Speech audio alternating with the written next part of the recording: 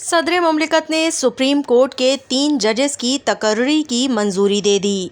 Justice Aqeel Ahmed Abbasi, justice Malik Shahzad Ahmed Khan, justice Shahid Bilal Hassan को supreme court का जज तैनात करने की मंजूरी दे दी गई है। सदर मुमलिकत की मंजूरी के बाद वजारत कानून ने नोटिफिकेशन जारी कर दिया। जुडिशल कमीशन ने तीनों जजेस की तकर्री की सिफारिश की थी।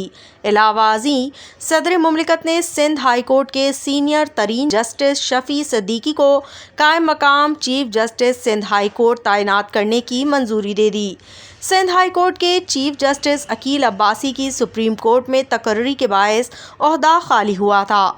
जस्टिस शफी सिद्दीकी मुस्तकिल chief justice Sindh high court की तकर्री तक कायम मकाम चीफ जस्टिस तैनात रहेंगे। इसके अलावा जस्टिस शुजात अली खान कायम मकाम chief justice Lahore high court तैनात कर दिए गए हैं।